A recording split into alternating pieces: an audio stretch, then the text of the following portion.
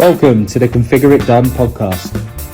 The ConfigureITDone Podcast is a place where successful thought leaders in the SAP space come to share their leadership styles, their tips, and their unique stories on how to run successful large-scale SAP programs.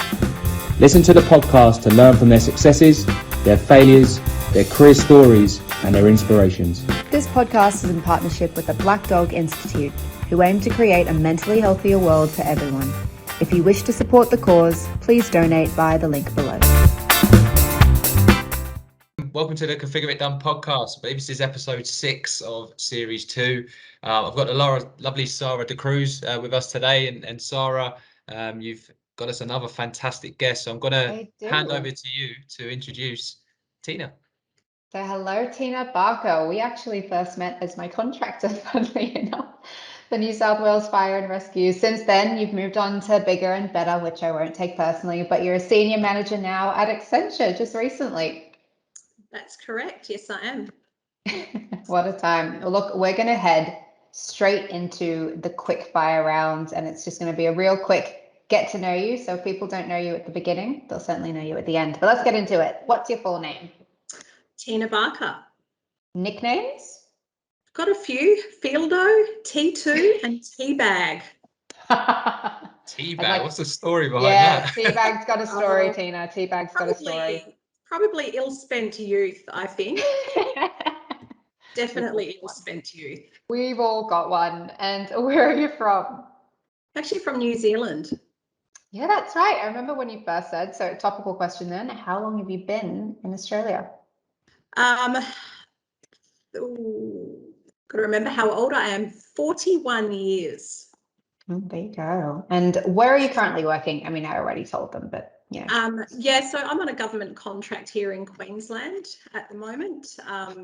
Just leave the client out of that if that's That's all good. And what's the best job you ever had? No pressure to Accenture. Oh, probably maybe a job that I had in London. It was completely unrelated to what I do now. But you arrive in London, you're poor, you've run out of money, you need a job, and you meet some crazy guy in a bar who's offering you a job that actually turns out to be real. And what that job was actually managing these 1970s luxury apartments in central London for a lovely gentleman who had bought them and made all the money in the 70s with them, and he was now renting them to students at Imperial College in London. So my job was to remind the students to clean the flat, pay the rent, and not lock themselves out. But really interesting job, because you got to deal with people from all over the world that had come to this college to become engineers. Oh, good. Wow. Sara, that's the second guest that you've brought on that said London, by the way. So just saying, London is the best city in the world. For context, Tina, I'm quite famous in the office for dishing some shade at London, but I am repeatedly and very publicly now been made wrong. Look, London is a fantastic city, but you've just got to know how to live in that city to be able to enjoy it. And I'm not a city person, but I'm never sad to go to London. Maybe that's where I'm going wrong. Maybe that's where I'm going wrong. And worst job? Again, no pressure to Accenture. Probably my very first job as a checkout chick. There's absolutely nothing riveting about scanning groceries and packing bags. And what about your favorite sport? I remember we had a chat about this the first time we met face to face. Yeah, I'm a bit of a sports nut, so it depends on if I'm playing or I'm watching. If I'm watching, it has to be either Aussie rules or rugby union with my beloved All Blacks. If I'm playing sport, I love playing touch football. I've gone back to playing netball after 25 years. Nice. What position? What position? Look, I'm all over the court. I like to sit back in the circle where I don't have to do a great deal, but I'm currently playing a lot of defence and in the centre again. There you go. I was a centre girl as well, just so you know. Did hell on my knees in high school though. Never again. And what about your favourite beer? Probably at the moment, it's a Byron Bay lager. But if I had to say overall, it would have to be the Yingling Lager from Pennsylvania. Ooh, deep dive. I'll add that one to next to the list. And then favorite meal to have with said beer? Ooh, would have to be a toss-up between a piece of grilled coral trout or a good old I fillet with garlic sauce. Good choice. Choices, excellent choices. Okay, nearing the end of it now. Number one lockdown tip? Probably don't live in Victoria or New South Wales. It's a good one. And how have you kept yourself sane in sunny Queensland? Well, I'm really lucky because I've got a 35-acre farm. So if I'm not working, I'm mowing, weeding, whippersnippering, looking after animals, and dreaming big on what we can do on this farm next. How exciting. And if you could describe your management style in one word, what would it be? Loose. When I say loose, my theory as a manager, I don't want to micromanage anyone. I want to have faith and trust in the people that have been engaged to do the work with me. And, you know, they're in that position not because they need to be micromanaged. They're in that position because they know how to do their job. So, you know, providing we stick to the plan and we have a great plan, then there is what I would deem in my personality a loose management of collecting the information that I need to ensure that the project's successful. I like that. Nice. Yeah, we're going to get more into that later, don't you worry. And favorite music and or film? I'll let you choose which one. Or music, probably at the moment we've got on high repeat Pearl Jam and the Killers. Nice. Killers were one of my top albums last year, funnily enough. Best holiday destination? Hawaii. Ooh, nice. Bucket list thing to do?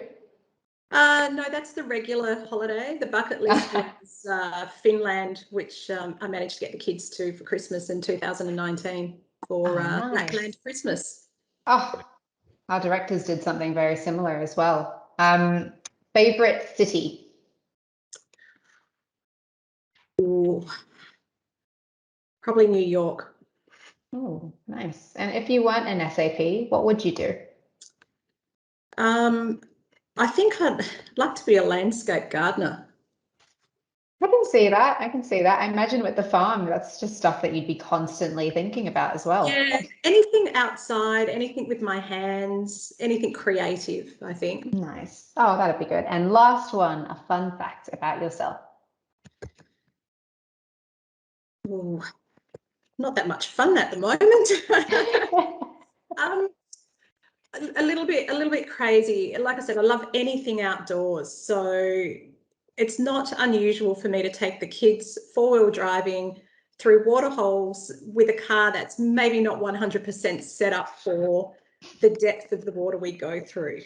So a little bit randomly crazy. It's probably the funniest thing about me is I'll try anything once. It's either going to succeed or it's going to fail. A good Love approach. that. A good Brilliant. approach to having like, awesome. Thank you for that, Tina. And now we're into the meaty stuff. Jay, on to you. Yeah, it's good to get to know you. I feel I know you a lot better now after those 20 questions, which is good. But yeah, coming into the crux of it, I'd love to know a bit about your story, Tina, and how you got into SAP. Yeah, a little bit of a funny story. I'd been at university. I'd actually broken my arm quite badly and I had a university debt I needed to pay off. And I decided to pack up my car with my dog and I drove 1,600 kilometres north to Karratha in the Pilbara of Western Australia and just tried to get a job in the mines. I didn't care if I was cleaning or I was, you know, running cable or you know, any sort of job that would help me pay that student debt off. And I saw a job at BOC Gases and I may have extended the truth a little bit to get the job and told them that I was 100% confident working with computers and I had a forklift license and a truck license, which I did have my truck license, but I knew nothing about computers. I think I'd probably nearly failed computer science at school. And it just so happened that BOC Gases at the time were actually implementing SAP. And when they gave me this system, it just made sense. It was probably the first time I'd ever sat with any sort of operating software where everything that you had to do your job was just common sense. So I sort of fell into this job, not thinking it would take me anywhere or that I would stay in this job, because I swore a lot at SAP. It was, terrible at the start.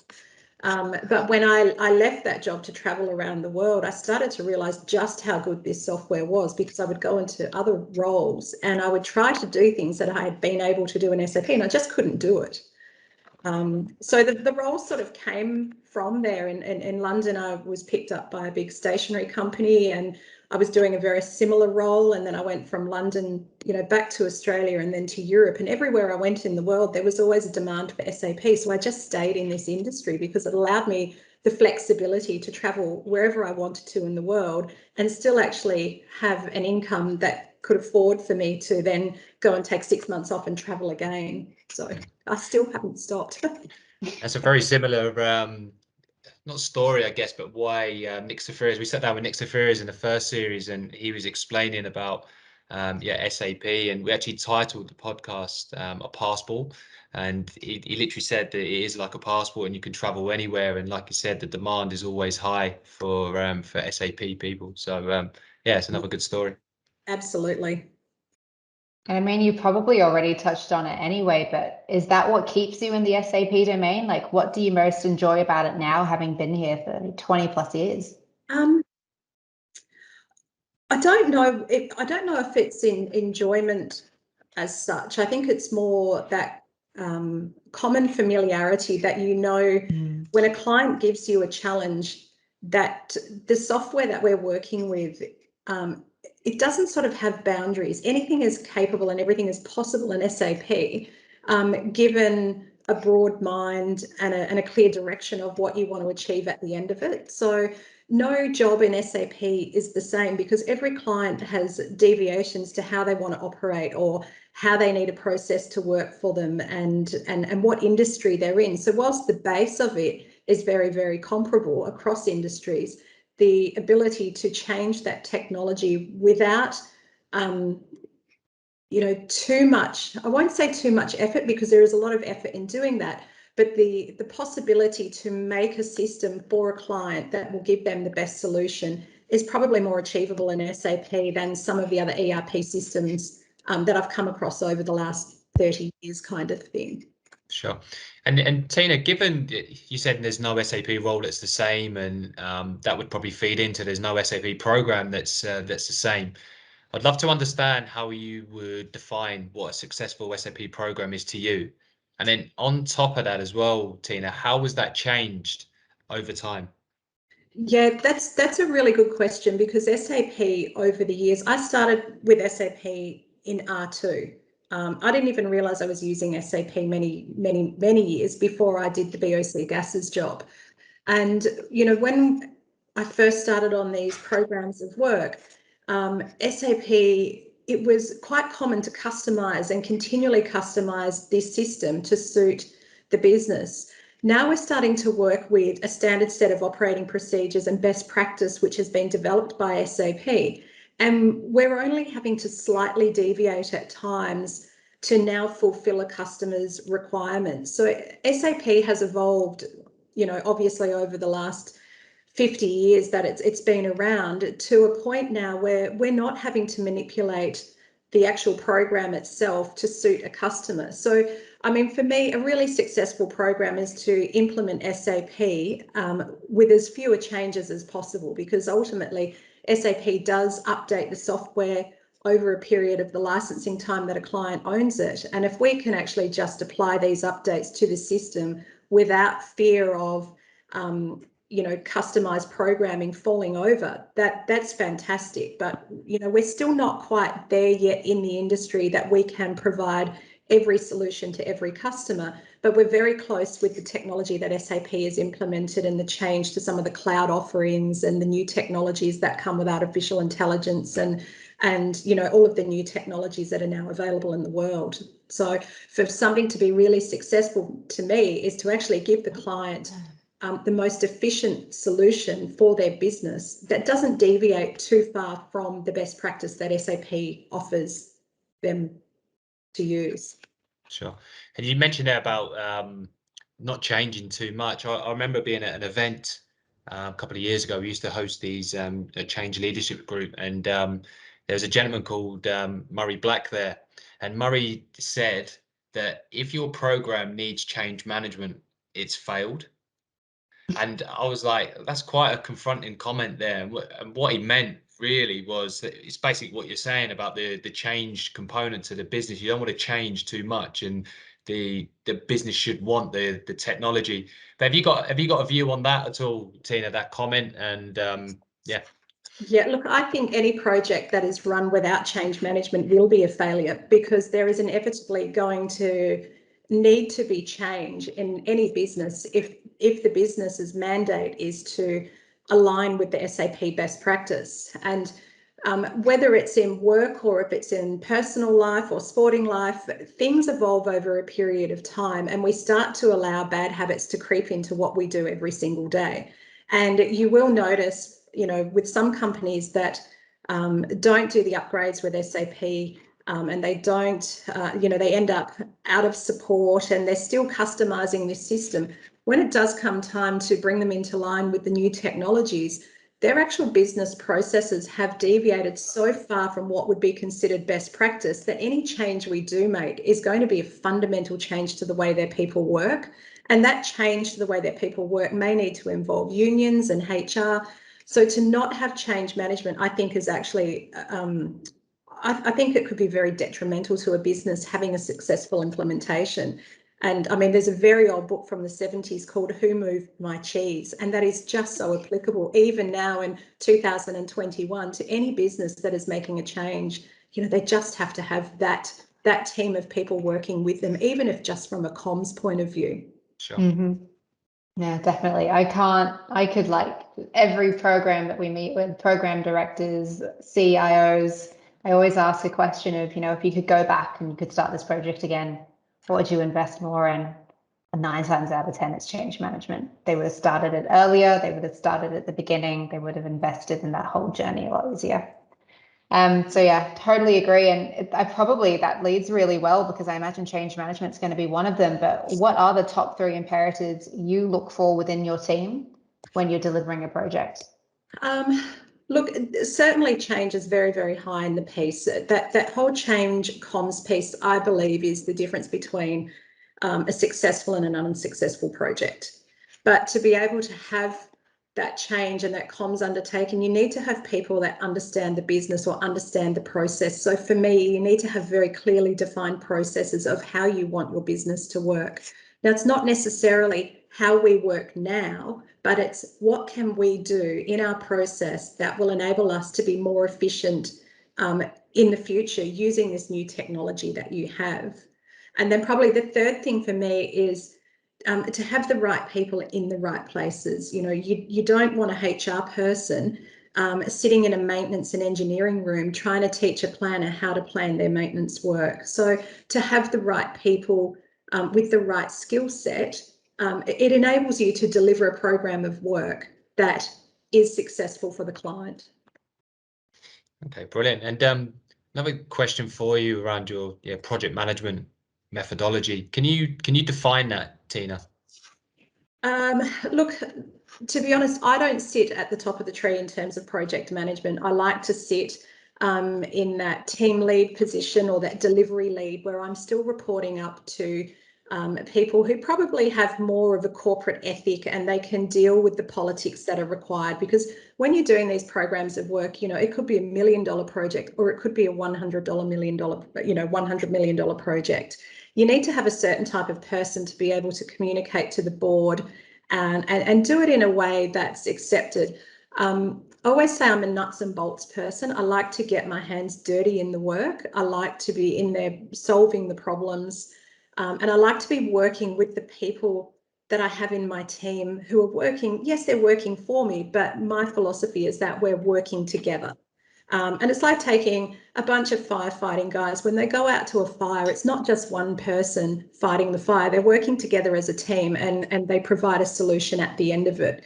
I think if you start to work in silos, then you start to fragment your team, and resentment of one person doing more than another starts to creep in. So I like to have it as, we are one family, we are in this together, and if we stay united, then we will become more successful. And if you don't know something, ask somebody within the team, because they may have the solution for you. And don't be afraid to put your hand up and say, hey, I don't know this, because that's why we have teams of people to work with, because we don't expect every single person to know every single thing. It's a shared brain. Sure. And given you like being in the nuts and bolts and the crux of a project, what leadership style do you like and worked with, and what have you seen work before, with some of your leaders in the past? Yeah, look, I've had some fantastic leaders in the past, and I won't name them because there's been quite a lot of them.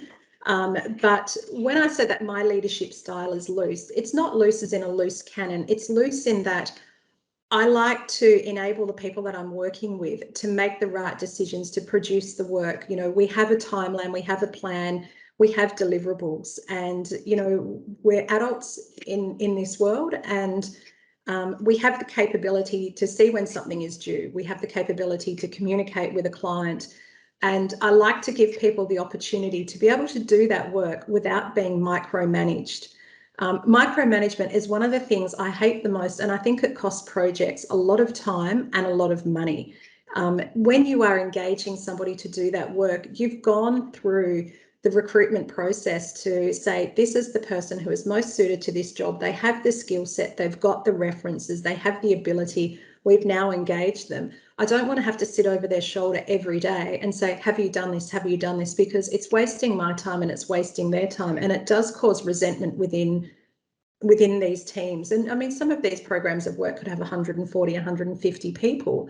And you imagine having a project manager going and trying to do that to every single person. I just think for me, it's a wasted resource. And I don't believe personally that it's a great way to work. I think it's very old and antiquated. And I think, you give people that responsibility. There's two things that are going to happen. They're either going to do it or they're not. And if they don't do it, then you have to say, well, is this the right person? Have we engaged the right person for the project? Because the decision has to be made. Now, you do have to coach some of the younger people through, because it might be their second or third project and they still need help. But you've got to allow people to make the mistake for them to actually learn. Mm-hmm. And then if they make the mistake the second and the third time, that's when you go, well, I have to micromanage this person. They're probably not the right fit. Maybe we need to reconsider the position they're in. Is there something else they can do for us that they're better skilled for?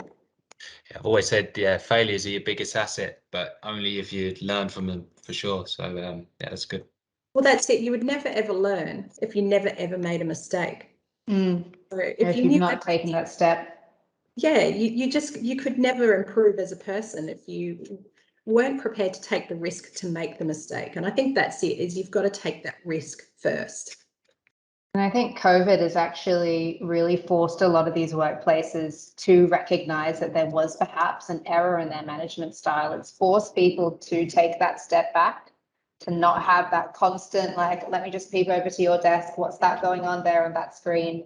What are you exactly saying here? I think having that distance between where people actually work and seeing how people can work both independently but then autonomously within a team has really revolutionized how people now approach program delivery, project delivery.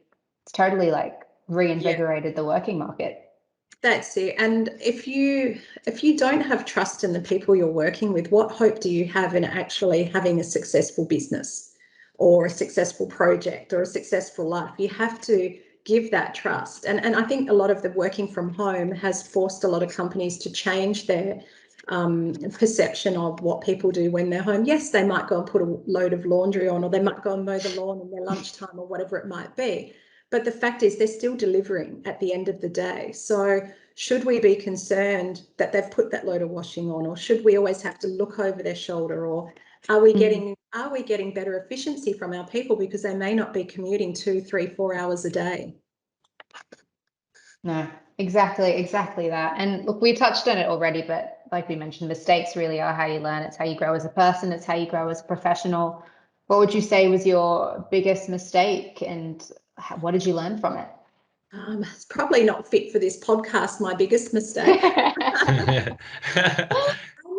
Look, possibly in my youth, I had a desire to do some different study at university, and I kept putting it off and putting it off and putting it off. And I think I did that to satisfy other people and to fulfill other people's demands of what I should be and what I should give to them, and how they could use me. And now, I'm nearing to the half century, and I love my job and I love the people I work with and the industry that I'm in, but I still don't know what I want to be when I grow up.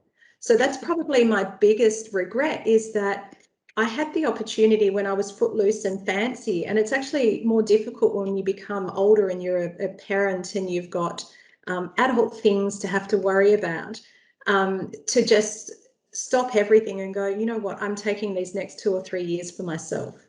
So those regrets, and maybe putting things off that I could have done years ago, but then is it really a regret? Because maybe life, the journey that I've been on may not have been what it is had I made those changes all those years ago. So I don't know if it's a regret, and I don't know if I learned from it, but I am trying to not put off things that I can do now. I don't want to say I'm going to do it in 5 years, because in 5 years something else is going to have come up. That's brilliant insight. Yeah, I think a lot of people can take a lot from just that sentence there. That was brilliant. Coming back to yourself and your career, you must have had a lot of key people that have influenced you through your career, but who would you say has been the biggest influence on your career, and what did they teach you? Look, probably my grandfather. And my pop's 92 years old this year, and Wow. he is a gem of a man. And God, I'd love to see a podcast on this man and what he has done, because he is an incredible person. And my 8-year-old son recently had to pick a person in the world that they admired and write about him. And his life has just been, he's lived with so much positivity. He left school because his family had no money. He had no shoes to wear to school, so that he would walk 5 kilometres in freezing cold snow in New Zealand to get from his farm to his school, so that he could learn to read, because he felt that if he could read, then he could better negotiate the prices that they were selling their milk for to the dairy. And then he left the dairy, and he could, he left school so that he could work full time in the dairy, and then he would take on other odd jobs and other farms, and that bought him his first pair of gumboots. And then when his gumboots didn't fit him, he would pass them on to the next person, and he would get his next pair. And, his life from that dairy to where he is now in Western Australia has just been,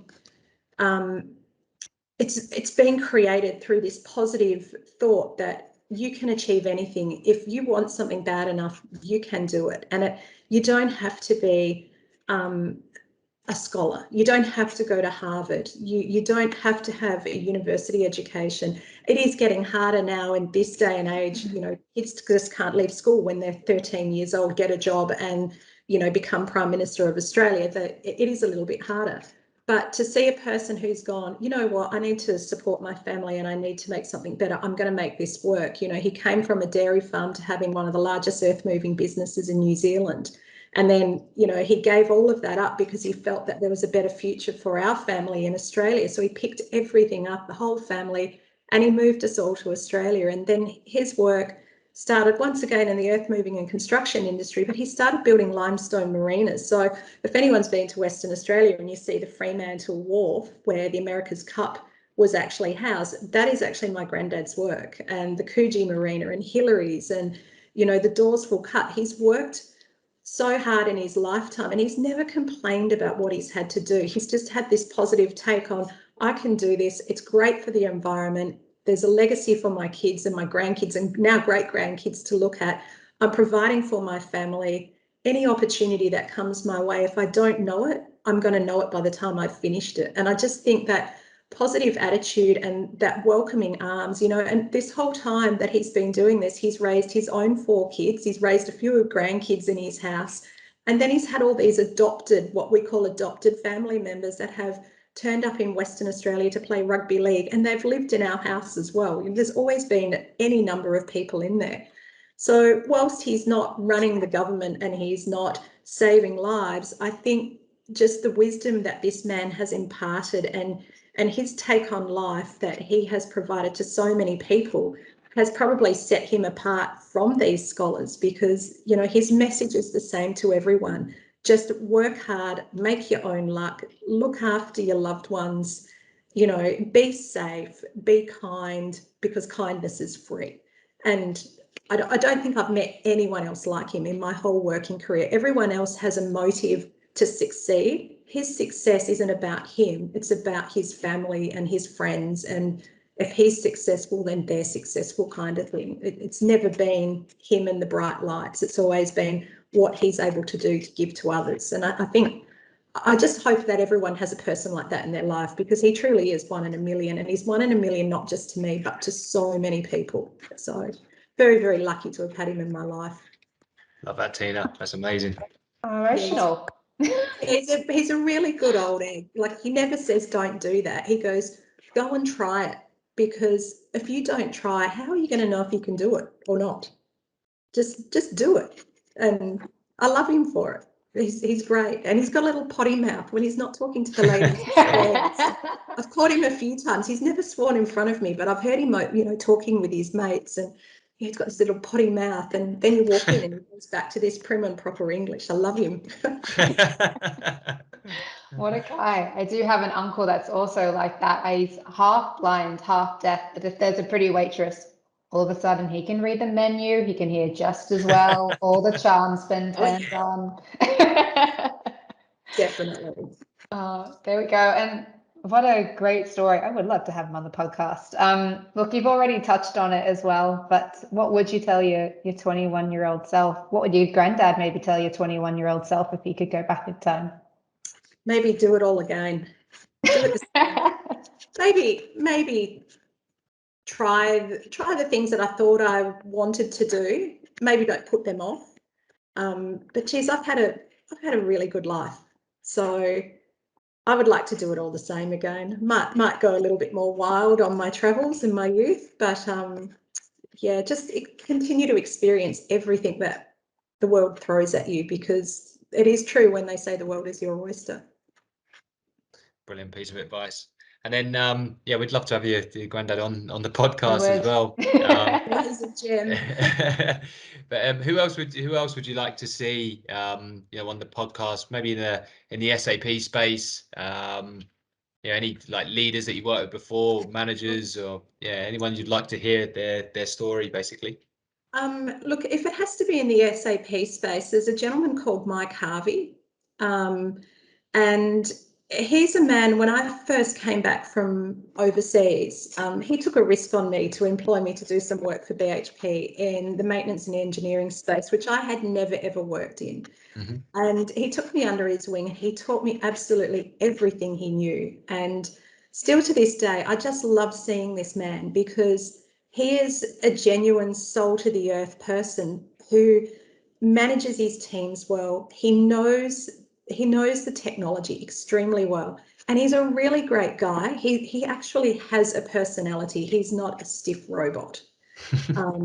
So from the SAP space, he is probably my ultimate person. But if you guys could get your hands on anyone, I was fortunate enough to go to the Crimmins Medal or the Hawthorn Football Club a number of years ago, and I got to listen to Alistair Clarkson speak, and that man is brilliant. I could listen to him for 5 or 6 hours. He is like Justin Langer for you guys was fantastic. Mm-hmm. Alistair Clarkson is probably the next level. He's like, I sat there completely besotted by everything that came out of his mouth. And it wasn't about football. It was about life and business and family and how he applies his philosophy and how he encourages people to look after each other. And he was fantastic. If you guys could get him, I think he would be brilliant.